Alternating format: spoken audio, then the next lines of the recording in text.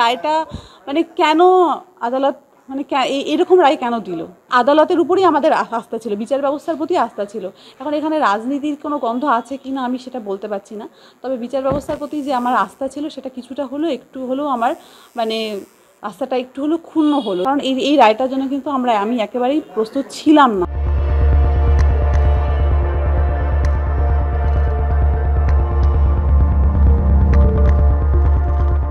আমি জানি যে আমি 100% ঠিক, আমার সমস্ত কিছু ঠিক, আমার কোনো জায়গায় কোনো কিছু মানে ভুয়ো নেই বা আমার ওএমআরে কোনো রকম সমস্যা নেই। আমি আমার চাকরি ফিরে পাবো এই ব্যাপারে আমি আশাবাদী। আমি সবসময় ভেবে মানে এটাই জানতাম যে রায় কিন্তু সবসময় উভয় দিক বিচার করে দেওয়া হয়। আর এতদিন ধরে যে তদন্ত হলো, এত কিছু ভুয়ো প্রমাণিত হলো, মানে এত কিছুর পর যদি এই রায়ই হয়, তাহলে আমার মনে হয় যে এত দীর্ঘদিন যে এত রকম যে সিবিআই হলো, তারপর হচ্ছে এত কিছু করার তাহলে দরকার ছিল না। তাহলে প্রথমেই এটা আমার মনে হয় ক্যান্সেল করে দিলেই ভালো হতো।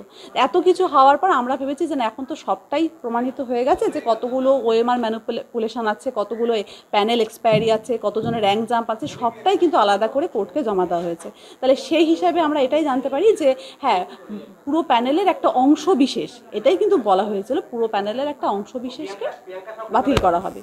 তো সেই হিসেবেই আছি। তো যোগ্যদের কিন্তু কোনো রকম মানে আশঙ্কার কোনো ব্যাপারই নেই এখানটায় যে আমাদের প্যানেল ক্যান্সেল হবে। আজকে গিয়ে এই রায় দেখে আমি অবাক, মানে বলতে হয় যে হতাশ, যে এটা কেমন রায় হলো। মানসিকভাবে বিপর্যস্ত, মানে বারবার করে যদি যোগ্যদের অযোগ্যদের জন্য যদি বারবার করে যোগ্যদের এরকম মানে পরীক্ষা দিতে, তাহলে এটা ভীষণভাবে কিন্তু মানে একটা খারাপ লাগার জায়গা। এটা আমার স্কুলের টিচাররাও রীতিমতন অবাক যে আবার কি হলো। এটা আমি সত্যি ভাবিনি। এটা ভীষণভাবে মানে আমি হচ্ছে যে আইনিভাবে দেখুন, এখন তো এটা তো আমার শুধু একা ব্যাপার নয়, এটা একটা পুরো প্যানেলের একটা মানে সম্পূর্ণ একটা প্যানেলের ব্যাপার। তো এখন আমি আইনজীবীর সাথে কথা বলবো, সেইভাবে আমার কোনো কথা হয়নি, দেখি উনি কী বলেন। অবশ্যই সেরকম যদি হয় আমি অবশ্যই আইনি পথে যাব।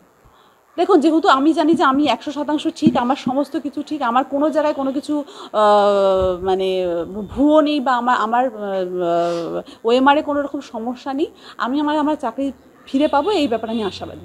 আদালতের উপরই আমাদের আস্থা ছিল, বিচার ব্যবস্থার প্রতি আস্থা ছিল।